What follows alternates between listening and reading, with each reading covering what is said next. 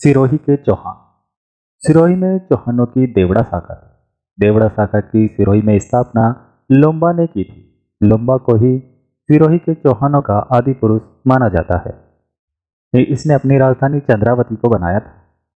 सिरोही का एक शासक उडना अखेराज के नाम से जाना जाता है। इसका नाम अखेराज देवड़ा था। अखेराज देवड़ा प्रथम के नाम से भी इसको जानते हैं। अखेराज ने 1527 ईस्वी में खानवा के युद्ध में महाराणा सांगा का साथ दिया था।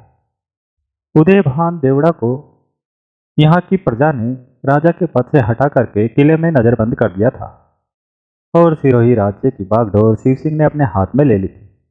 1823 में शिव सिंह ने ईस्ट इंडिया कंपनी के साथ संधि कर ली और सिरोही ईस्ट इंडिया कंपनी के साथ संधि करने वाली अंतिम रियासत थी। लुम्बा ने 1311 ईस्वी में आबू और चंद्रावती को परमारों से छीन लिया था। सिरोही के शासकों ने अपनी राजधानी चंद्रावती को तो माना ही, अचलगढ़ भी यहाँ के शासकों की राजधानी रही थी। 1405 ईस्वी में रायमल के पुत्र सिभान ने शिवपुरी नगर बसाया था और सिभान के पुत्र सहसमल ने 1425 ईस्वी में सिरोही को बसाया।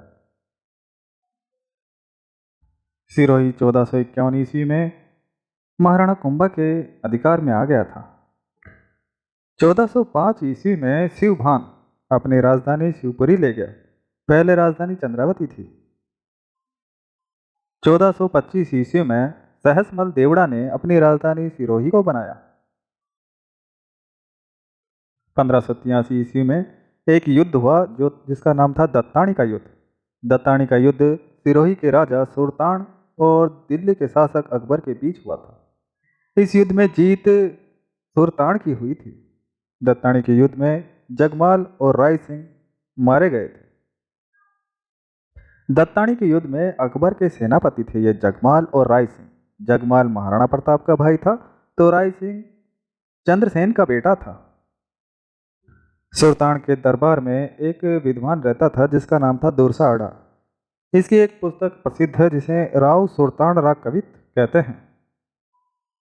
सिरोही के शासक बेरीसाल ने कालिंद्री नामक गांव में शरण दी थी अजीत सिंह को। अजीत सिंह औरंगजेब के खिलाफ था। यह अजीत सिंह मारवाड़ का शासक था। प्राचीन काल में सिरोही को अर्बुद प्रदेश कहते थे। कर्नल जेम्स टॉड ने सिरोही का मूल नाम शिवपुरी माना है।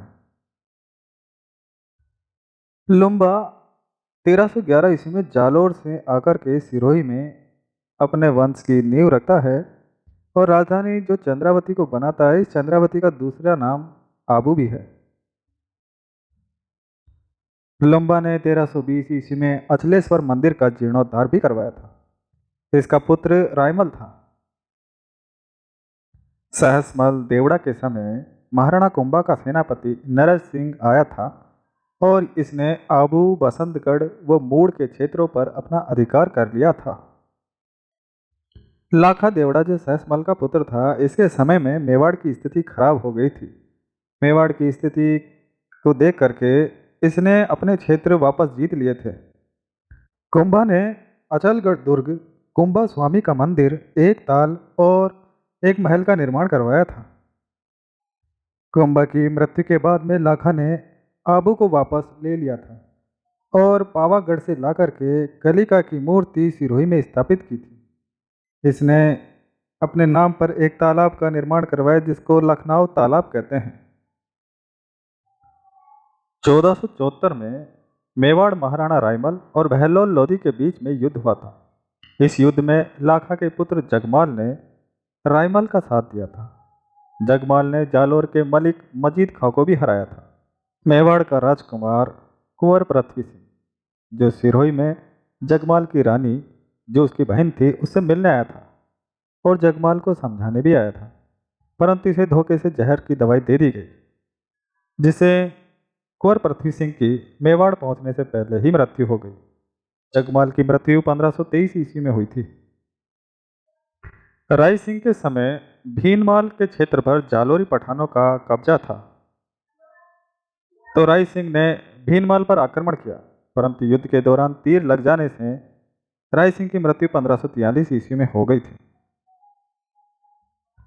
महाराव सुल्तान के समय बीकानेर के महाराजा राय सिंह अकबर की सेना के साथ सोरठ जाते समय सिरोही में रुके थे। सुल्तान ने सिरोही का आधा राज्य अकबर को सौंप करके अपनी अधीनता स्वीकार कर ली। 1572 में मेवाड़ के महाराणा उदय सिंह की मृत्यु के बाद में मेवाड़ के सरदारों ने जगमाल से ये राज्य छीन करके महाराणा प्रताप को दे दिया, जिससे जगमाल नाराज होकर के अकबर की सेवा में चला गया था। अकबर ने सिरोही का आधा राज्य जगमाल को दे दिया था। सुल्तान देवड़ा ने अपने जीवन काल में 52 लड़ाइयां लड़ी थी। अखेराज का बड़ा बेटा उदयभान अखेराज को कैद में डाल करके स्वयं सिरोही का शासक बन जाता है। तब मेवाड़ के महाराणा राज सिंह ने अपनी सेना भेज करके उदयभान सिंह को सिरोही से भगा दिया और अखेर सिंह को पुनः गद्दी पर बैठाया था। अखेर सिंह ने अपने पुत्र उदयभान और उसके बेटे को मरवा दिया था। सिरोही के 27 शासक माने गए हैं। इनमें है शिवभाण, सहसमल, लाखा, जगमाल, अखेराज, राय सिंह, दूदा, उदय सिंह, मान सिंह, सुल्तान, राय सिंह, अखेराज, उदयभाण, बेरीसाल, छत्रसाल, सुल्तान, मान सिंह, पृथ्वीराज, जगत सिंह, बरीसाल, उदयभान, शिव सिंह, उम्मेद सिंह, केसरी सिंह, स्वरूप सिंह, तेज सिंह और अभय सिंह। सिरोही के शासकों के बारे में जानकारी आबू गिरी से मिले हुए 2 शिलालेखों से मिलती है, जो 1225 विक्रम संवत और 1229 विक्रम संवत के हैं। देवड़ा चौहानों के कुलदेव सारणेश्वर महादेव हैं। राव बेरीसाल के पुत्र सुल्तान द्वितीय से जब छत्रसाल ने सिरोही छीन लिया तो वो जोधपुर चला गया।